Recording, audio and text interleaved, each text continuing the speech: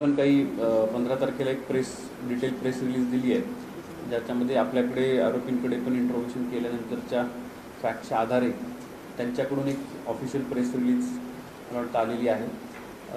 त्याचा आपण आधार घ्यावा, कारण आम्ही आत्तापर्यंत आमची पॉलिसी आपल्याला फार क्लिअर सांगितलेली आहे की जे इन्व्हेस्टिगेशन जी एजन्सी करते आहे त्याच्याविषयीच्या प्रेस नोट्स किंवा जे काही बाईट्स द्यायचे असतील तर तेच एजन्सी देतील. आमच्याकडच्या तपासावरून आत्तापर्यंत हे निष्पन्न झालेलं आहे निश्चितपणे की संतोष जाधव आणि महाकाल किंवा आम्ही जे अटक केलेले आरोपी आहेत हे निश्चितपणे बिश्नोई गँगशी संबंधित आहेत.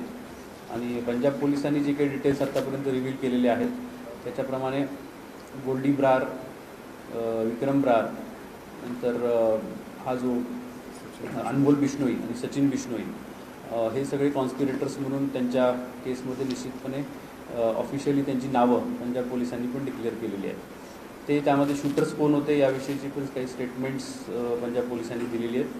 आमच्या आत्तापर्यंत तपासाप्रमाणे या अटक केलेल्या आरोपींचा निश्चितपणे सचिन बिश्नोई, अनमोल बिश्नोई, विक्रम ब्रार यांच्याशी संबंध आहे. त्यांच्याशी कम्युनिकेशनमध्ये होते, परंतु ते प्रत्यक्ष घटनेमध्ये उपस्थित होते किंवा नव्हते याविषयी आत्तापर्यंत कन्क्लुजन काही निश्चितपणे सांगता येत नाही किंवा तसं काही निश्चित कन्क्लुजन अजून पंजाब पोलिसांनी ड्रॉ केलेलं दिसत नाही.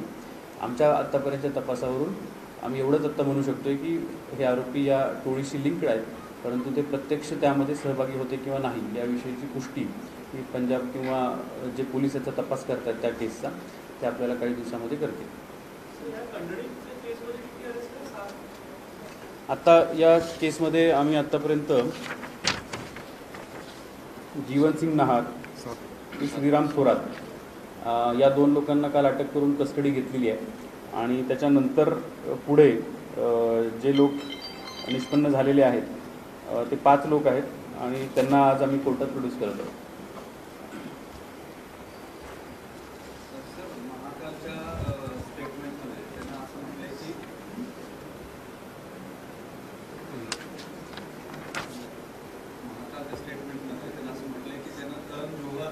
टार्गेटवर होता आणि सुशांत सिंग राजपूतच्या सुसाईड केसमध्ये तो कारणीभूत असल्याचा प्रोपोगंडा करत होते. त्याच्याकडे 5 कोटी रुपयांची खंडणी मागणार होते, त्या प्लॅनमध्ये होते. तर नेमकं त्याने काय काय म्हटलंय सौरभ महाकालने त्याच्या स्टेटमेंटमध्ये? नाही, याच्याविषयी जे आरोपी आमच्याकडे कस्टडीमध्ये आहेत त्यांनी काही दावे केले असतील किंवा काही त्याच्याविषयी बोलले असतील तर त्या इनपुट्स आम्ही त्या एजन्सीजना दिलेले आहेत, जसं मुंबई पोलीस असेल किंवा हे त्याविषयी एक्झॅक्टली त्याचं पुष्टीकरण जोपर्यंत होत नाही, म्हणजे नॉर्मली एखादा आरोपी एखादी गोष्ट सांगत असेल किंवा काही क्लेम करत असेल तर ती माहिती हिअरसे आहे, म्हणजे IQ माहिती आहे का त्याला खरंच काही तथ्य आहे याचं व्हेरिफिकेशन आम्ही तपासात करत असतो. आणि जोपर्यंत त्याला काही आधार सापडत नाही किंवा त्याला त्याचं काही आम्हाला क्रॉस व्हेरिफिकेशन होत नाही तोपर्यंत आम्ही त्याच्याविषयी काही दावा करू शकत नाही. आत्तापर्यंत ज्या गोष्टी आम्ही तुम्हाला सांगितलेल्या आहेत ते निश्चितपणे आमच्याकडून त्या क्रॉस व्हेरीफाय झालेल्या आहेत आणि म्हणून आम्ही त्या निश्चितपणे शेअर करतो. तशा बऱ्याचशा गोष्टी म्हणजे याच्यामध्ये मला सर्वप्रथम तर मीडियाचे धन्यवाद द्यायचे आहेत की जे महत्त्वाच्या अतिशय ह्या केसमध्ये आपल्या सगळ्यांच्या सहकार्यामुळे आम्हाला खरं सांगायचं तर हे इनपुट्स सर्वप्रथम आम्हाला आमच्या प्रेस कॉन्फरन्समध्ये पण आम्ही फार क्लिअरली सांगितलं होतं आमच्या ADG सरांनी की आम्हाला मीडियातून आलेल्या माहितीमुळे खरं सांगायचं तर ही केस आमच्याकडे सुरुवातीला रिपोर्ट झाली. आमच्याकडे ऑफिशियल कम्युनिकेशन असं कुठल्याही पोलिसांकडून आलेलं नव्हतं आणि त्या आधारे आम्ही स्विफ्टली आमच्या टीमनी काम केल्यामुळे आज आम्हाला हे सगळे आरोपी निष्पन्न करणं आणि ह्या गँगच्या एकमेकांशी असणाऱ्या लिंक्स निष्पन्न करण्यामध्ये यश आलेलं आहे. त्याचबरोबर आम्ही मीडियाचे धन्यवाद देताना हे आवाहनही करू इच्छितो मीडियाच्या माध्यमातून की अशा प्रकारचे जर कुणी खंडणी वसूल करत असेल किंवा जर या पद्धतीचं कुणी जर त्रास देत असेल तर असे जसे आता हे तक्रारदार आहेत ते यापूर्वीसुद्धा त्यांना फोन आला होता आणि यापूर्वीसुद्धा त्यांना खंडणीची धमकी देण्यात आली होती, परंतु ते भीतीमुळे किंवा दहशतीमुळे ते समोर आले नव्हते. आणि जेव्हा आरोपी अटक झाला त्याच्यानंतर मीडियातून ज्या न्यूज आल्या ते पाहिल्यानंतर त्यांना हे कळालं की हे आरोपी आता अटकेत आहेत आणि त्याच्यामुळे ते हिंमत करून पोलिसांपर्यंत आलेले आहेत. त्यामुळे आपल्या माध्यमातून आम्ही सर्व नागरिकांना पण आवाहन करू इच्छितो की असं जर आपल्याकडे काही तक्रार असेल किंवा आपल्याला अशा पद्धतीची कुणी जर धमकी दिली असेल तर आपण न घाबरता पोलिसांशी निश्चितपणे कॉन्टॅक्ट करावा.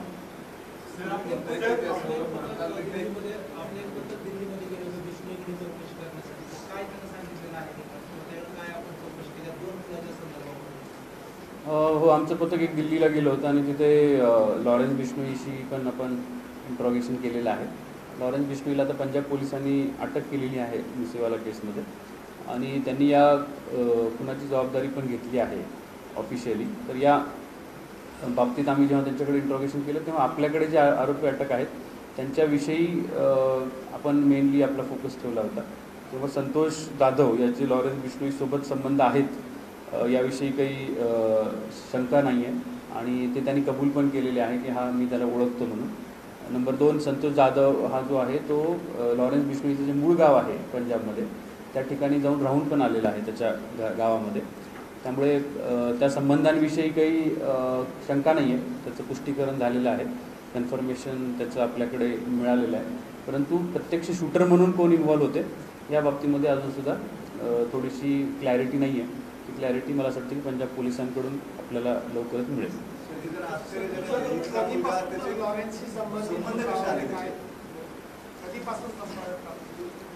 साधारणतः हा 3 वर्षापासून म्हणजे हा पहिल्यांदा गेल्या 2.5 वर्षापूर्वी हा पहिल्यांदा तिकडे गेला होता आणि त्याच्यानंतर जेव्हा त्याच्यावर एकदा 363ची पण एकदा केस झाली होती मध्ये. त्या केसमध्ये सुद्धा हा इथून जेव्हा पळून गेला तेव्हा तो राजस्थान, हरियाणा, गुजरात या ठिकाणी राहिलेला आहे आणि तेव्हापासूनच त्याचे संबंध आहेत आणि मेनली सोशल मीडियाच्या माध्यमातून यांनी स्वतःहून या प्रकारचा संबंध प्रस्थापित केलेला आहे.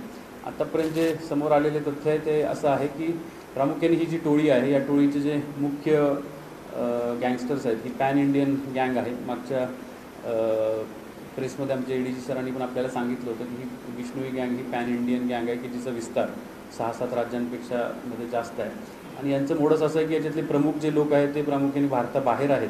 परंतु ते इथे असणारे जी तरुण मुलं आहेत की जी वेगवेगळ्या गुन्ह्यांमध्ये वॉन्टेड असतात किंवा किरकोळ गुन्ह्यांमध्ये ती पोलिसांपासून फरार झालेली असतात, अशा लोकांना टॅप करायचा प्रयत्न करतात, त्यांना शेल्टर देतात, त्यांना आर्थिक मदत करतात आणि त्याचा वापर करून ते स्वतःच्या गँग त्यांच्याकडून अजून काही सिरियस ऑफेन्सेस करून घेण्याचा प्रयत्न करतात.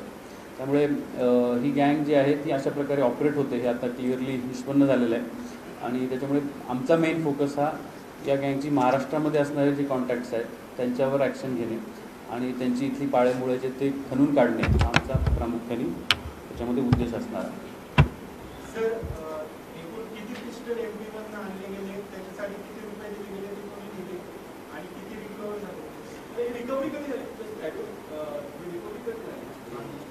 यातले 2 वेपन जे आहेत ते काल सकाळी म्हणजे अटकेच्या पूर्वी रिकवर झालेले आहेत आणि उरलेले आहेत ते काल रात्रीतून रिकवर झालेले आहेत.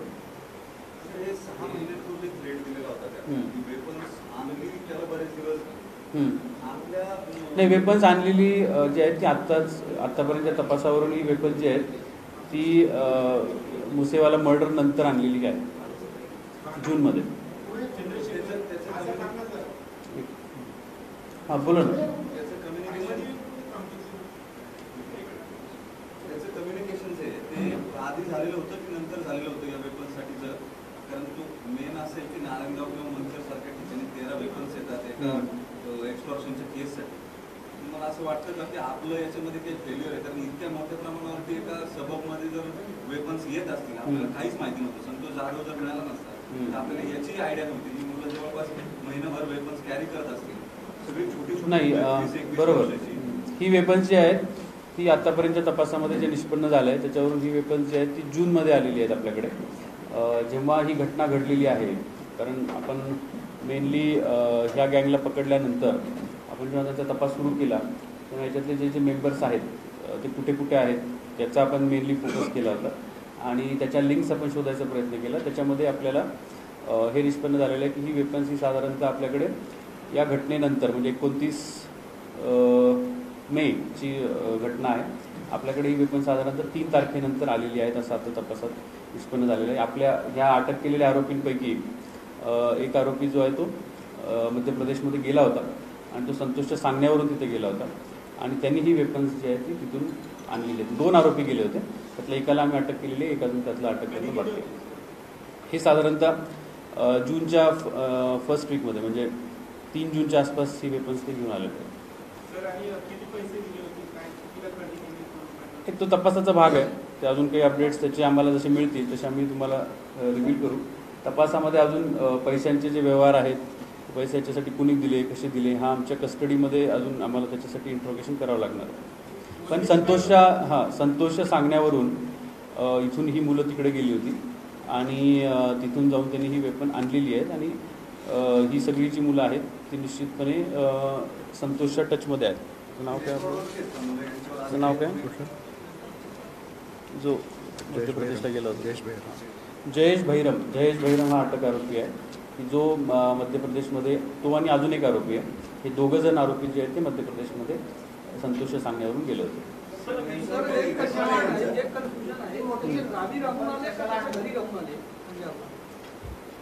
नाही ते गावी ते आत्ताचं नाही आहे, ते जुनं सांगतो.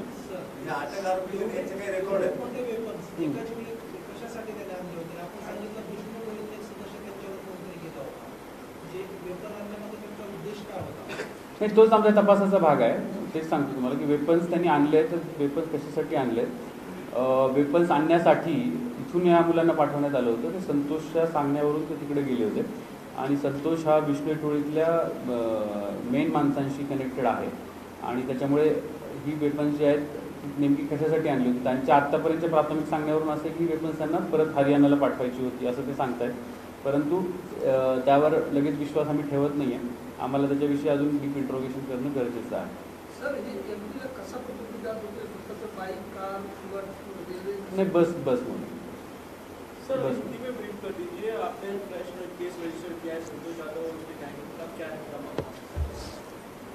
नारायणगांव पुलिस स्टेशन में फिरौती मांगने के लिए संतोष यादव और उसके गैंग के मेंबर्स के खिलाफ एक फ्रेश केस हमने रजिस्टर्ड किया है और उसमें जब हमने इन्वेस्टिगेशन किया, तहकीकात की, तो उसमें कुछ नाम हमारे सामने आए और उसको हमने उनको 2 लोगों को पहले अरेस्ट किया है. उनकी 5 दिन की पुलिस कस्टडी है, वो हिरासत में है. उनके फर्दर इन्वेस्टिगेशन करने के बाद और कुछ नाम सामने आए और उनके जब हमने हाउस सर्च कर लिए तो we got total 13 weapons up till now. 13 fire arms हमने पकड़े हैं. ये 13 फायर आर्म्स एमपी से ये लोग लेके आए और इसमें अब तक का जो प्राइमरी अंदाज़ है उसके हिसाब से ये 2 लोगों को संतोष ने एमपी भेजा था और ये अराउंड जून फर्स्ट वीक की बात है या 2nd या 3rd जून की बात है. ये लोग एमपी जाके वहाँ पे रहे 4-5 दिन के लिए और वहाँ से ये लोग वेपन लेके आए. तो अब तक के जो प्रिलिमिनरी इन्वेस्टिगेशन है उसके हिसाब से दे आर ऑल लिंक विद संतोष यादव एंड बिश्नोई गैंग से संतोष यादव का जो कनेक्ट है वो बहुत क्लियरली अब तक सामने आया है.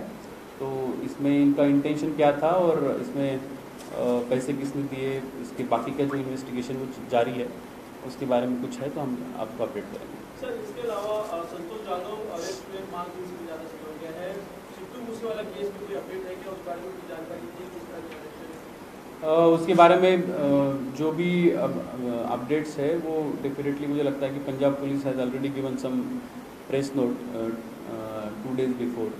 तो उसमें काफ़ी क्लैरिफिकेशन उन्होंने दिया है और इसके बारे में अगर कुछ इम्पोर्टेंट अपडेट्स है, क्योंकि पंजाब की टीम अब तक यहीं पे थी कल तक, हमने जो भी इम्पोर्टेंट अपडेट्स हैं उनको शेयर किए है. उसके बारे में जो ऑफिशियल स्टेटमेंट होगा मुझे लगता है कि पंजाब पुलिस की तरफ से दिया जाएगा. हमारा अब तक का जो इन्वेस्टिगेशन है उसके हिसाब से दे आर लिंक्ड विद बिश्नोई गैंग, बट उनका शूटिंग में एक्चुअल इन्वॉल्वमेंट है या नहीं उसके बारे में क्लैरिटी नहीं है. सलमान खान थ्रेट लेटर को भी इन्वेस्टिगेट किया जा रहा है मुंबई क्राइम ब्रांच द्वारा. उस केस में कुछ कहा है, कुछ जानकारियाँ दी ये? हाँ, नहीं, इसके बारे में भी डेफिनेटली इन्वेस्टिगेशन कर रहे हैं, महाराष्ट्र पुलिस ही कर रही है. इसके बारे में भी कुछ अपडेट होंगे तो डेफिनेटली आपको शेयर किए जाएंगे. बट हमारी अब तक की पॉलिसी है कि जो हम कर रहे हैं वो हम उसके बारे में आपको अपडेट कर सकते हैं. जो इम्पोर्टेंट अपडेट्स है वो हम डेफिनेटली आपको बार बार देते रहेंगे और जो इन्फॉर्मेशन है जो उस एजेंसी को देनी चाहिए वो हम उनको डेफिनेटली शेयर करते हैं.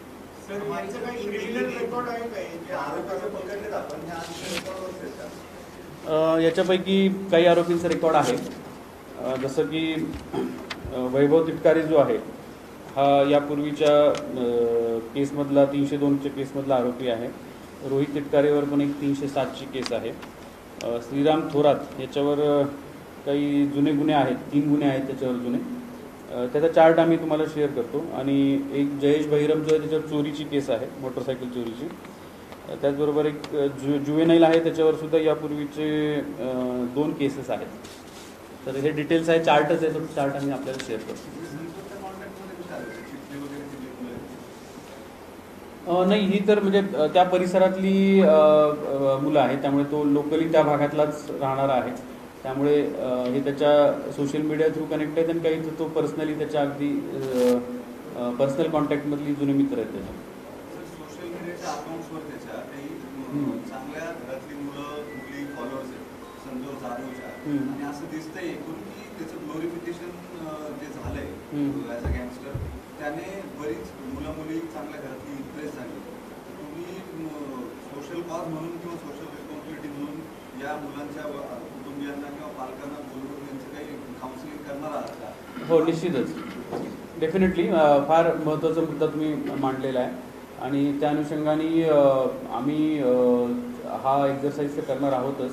परंतु माझी आपल्या सर्वांना विनंती पण आहे की हा जो ट्रेंड दिसतो की प्रामुख्याने सोशल मीडियातून जी नवीन मुलं आहेत की जी फार मोठ्या प्रमाणात सोशल मीडियाचा वापर करतात, की त्या ठिकाणी वेपन्स, इलिगल वेपन्स किंवा अशा प्रकारचे जे लोक क्रिमिनल्स आहेत, ते क्रिमिनल ॲक्टिव्हिटीजचं सुद्धा ग्लोरिफिकेशन केलं जातं. आणि हे आपल्याला थोडंसं हा ट्रेंड जो आहे तो ह्या बिश्नोई गँगचा पण ट्रेंड दिसतो. कारण हा ट्रेंड पाहिला की त्यांची काही आपण यूट्यूबवर किंवा गुगलवर सर्च केलं तर फार मोठ्या प्रमाणामध्ये आपल्याला त्यांचे सोशल मीडिया अकाउंट्स दिसतात. एकेका व्यक्तीचे 10-10, 15-15 अकाउंट्स आहेत, ते वेगवेगळ्या पद्धतीने चालवले जातात आणि त्याच्यावर रील्स करून टाकणे किंवा अशा प्रकारच्या वेपन्स वापरायला किंवा अशा प्रकारच्या व्हायलन्सला मोठ्या प्रमाणामध्ये ग्लोरिफाय करणे अशा प्रकार दिसतोय. आणि त्याच्यामुळे हा जो ट्रेंड आहे तो अतिशय चुकीचा आहे आणि समाजाच्या दृष्टिकोनातून पण घातक आहे.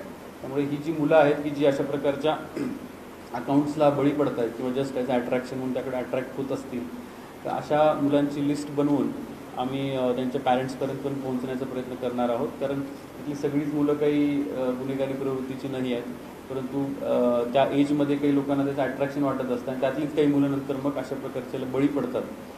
आतापर्यंतचा जर हा अनुभव पाहिला तर याच्यामध्ये जी इन्व्हॉल्व मुलं आहेत त्यांचं एकतर फॅमिली जे आहेत ते डिस्टर्ब आहेत, सिंगल पॅरेंट्सच्या काही मुलं दिसतात. संतोषचं आपण बॅकग्राऊंड पाहिलं तर त्याचं म्हणजे त्याचे वडील लवकर वारलेले आहेत, आईशी त्याचं जमत नाही, त्याच्या वडिलांवर पण क्रिमिनल हिस्ट्री आहे, त्यांच्यावर गुन्हे दाखल होते आणि घरचा त्याला सपोर्ट नाही आहे.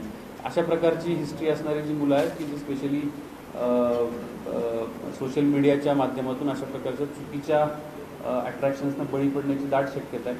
त्यामुळे आपण जे म्हटलं ते करणं अतिशय आवश्यक आहे. त्यासाठी आम्ही निश्चितपणे अशा मुलांची यादी बनवली आहे आणि त्यांच्यापर्यंत, त्यांच्या पॅरेंट्सपर्यंत पोहोचण्याचा आम्ही प्रयत्न करणार आहे की जेणेकरून याचं ग्लोरिफिकेशन होणं हे थांबवलं जाईल. हां, MP मधल्या गँगशी कनेक्शन असं नाही, पण MPतून वेपन्स आणण्यासाठी हे निश्चितपणे तिथे गेलेले आहेत. MPच्या गँगशी असं डायरेक्ट कनेक्ट अजून काही आम्हाला क्लिअरली सांगता येणार नाही. परंतु ही जी गँग आहे बिश्नोई गँग बेसिकली काही एक स्टेटपुरती मर्यादित नाही. ते Punjab, Haryana, MP, Rajasthan, UP, western UP specially सगळीकडेच ती इन्व्हॉल्व आहे आणि त्याच्यामुळे तिथे पण त्यांच्या लिंक्स असण्याची खूप दाट शक्यता आहे. आपल्या तपासामध्ये असं काही स्पेसिफिक तिकडचं अजून काही क्लिअरली सांगता येईल. MP मधून सेंधवा डिस्ट्रिक्ट आहे.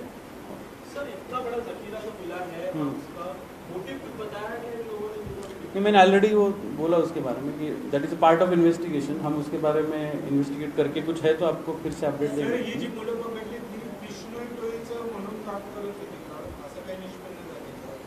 नाही, कनेक्टिंग लिंक संतोष आहे, त्यामुळे संतोष हा बिश्नोई गँगचा येस एक्झॅक्टली. नाही, संतोष हा कनेक्टिंग लिंक आहे आणि तो क्लिअरली ह्या बिश्नोई गँगशी कनेक्टेड आहे. याच्यापैकी किती लोकांचा डायरेक्टली त्यांच्याशी संबंध आहे हे तपासाचा आपला भाग आहे. परंतु त्याच्यामुळे इनडायरेक्टली हे लोक त्याच्याशी कनेक्टेड आहेत संतोष थ्रू. त्यामुळे एक्झॅक्टली अजून थोडंसं इन्व्हेस्टिगेशन डीप केल्यानंतर यांच्या प्रत्येकाच्या पर्सनली लिंक्स आपल्याला कळतील. परंतु सध्या तरी असं दिसतंय की तो संतोष यांच्याशी फार वेल कनेक्टेड आहे आणि संतोष थ्रू हे लोक बिश्नोई टोळीशी कनेक्टेड आहे. संतोषने ऍक्सेप्ट केलंय का विक्रम राय किंवा बाकीचे आरोपी त्यांच्या कनेक्टेड होतात त्यांच्याशी कॉन्टॅक्ट बाकी जे बिश्नोई गँगचे मेंबर्स आहेत? हो, संतोषने कन्फेस केलेला आहे की तो बिश्नोई गँगमध्ये अनमोल बिश्नोई, सचिन बिश्नोई यांच्याशी कनेक्टेड आहे. सर, हिंदी में बताइए कि जो अच्छे घर के बच्चे हैं वो संतोष को सोशल मीडिया पे फॉलो करते हैं, वो उसके फैन बन चुके हैं, उनके पेरेंट्स को आप किस तरह से समझाने की कोशिश करें? ये एक बहुत बड़ी चीज़ है, बहुत बड़ा मसला है कि इसमें जो ट्रेंड दिखाई दे रहा है वो चिंताजनक है और इस पर हम बहुत गंभीरता से काम कर रहे हैं कि ये जो गैंगस्टर्स है या ये जो इसमें क्रिमिनल एक्टिविटीज़ में जो नाम सामने आ रहे हैं, इसमें से बहुत लोग सोशल मीडिया पे ये क्रिमिनल एक्टिविटीज़ के वीडियोस डालते हैं या उनको फॉलो करते हैं.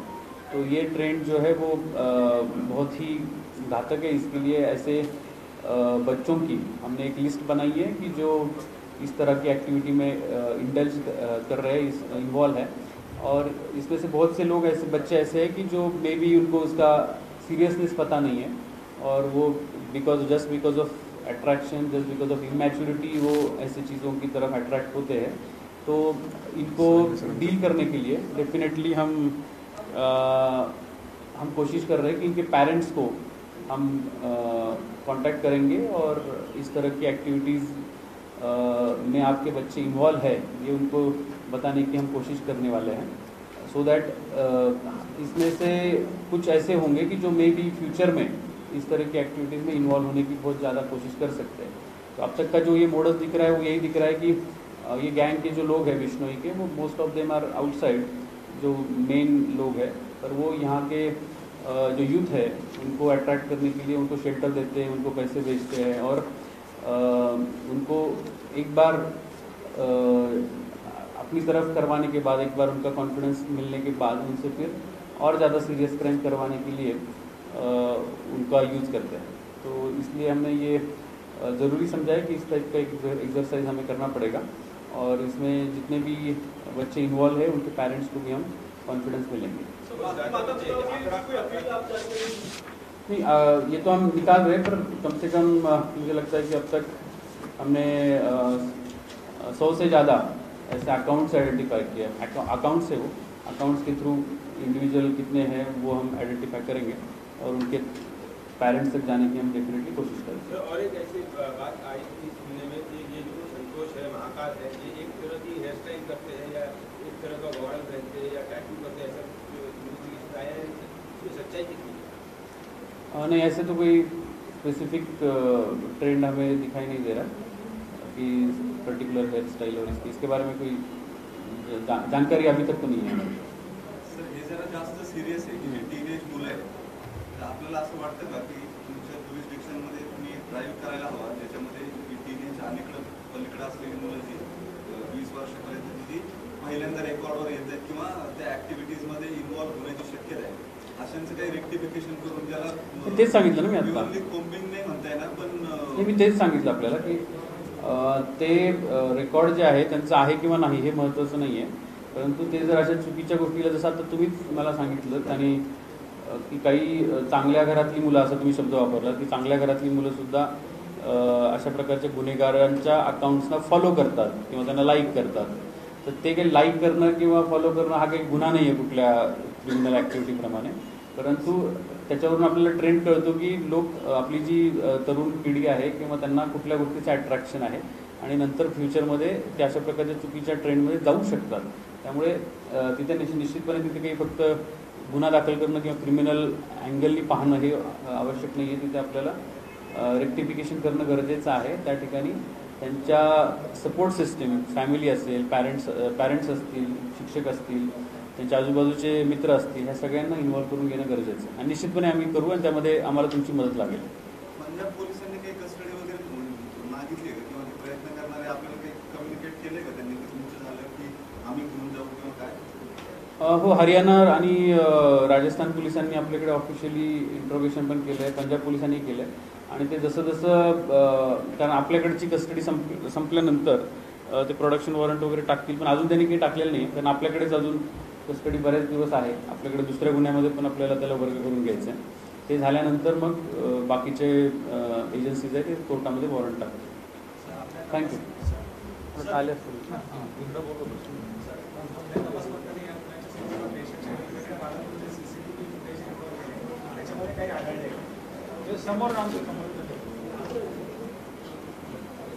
आपल्या CCTV फुटेजबद्दल तुम्ही म्हणताय, कुठलं फुटेज म्हणताय? नाही, या गुन्ह्याच्या संदर्भातलं जे आपल्या दृष्टिकोनातून जे फुटेज आहे ते निश्चितपणे आपण आणलेलं आहे, परंतु बाकीच्या एजन्सीजकडे पण बरेचसे काही फुटेज अवेलेबल आहे, त्याविषयी आत्ताच कॉमेंट करता येणार नाही. बऱ्याचशा वेपन्सवर स्टार लावलेले आहेत, बऱ्याचशा वेपन्सवर स्टार लावलेले आहेत, काही सिग्निफिकन्स आहे का ठरवून केलेले आहे काय किंवा नाही? तसं काही स्पेसिफिक सिग्निफिकन्स नाही आहे, परंतु म्हणजे त्याच्यावर एवढंच कळतं की एकाच टाईपची आणि एकाच मेकची वेपन्स आहेत, पण असं काही स्टारचा काही अर्थ आहे वगैरे असं काही अजून नाही.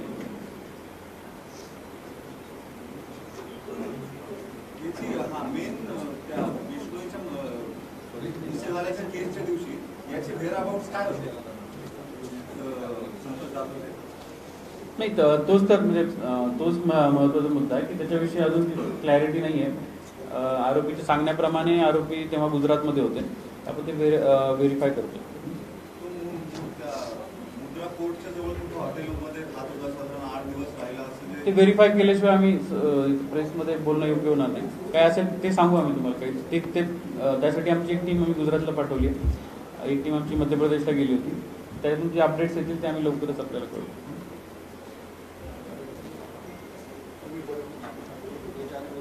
इथे हां नाही, इथे काय गरज आहे का? इथे गरज आहे नाही ना, बाहेरच कुठे ना सर.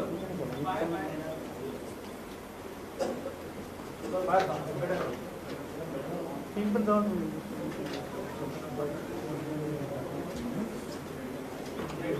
व्हिज्युअल पाहिजे असतील ते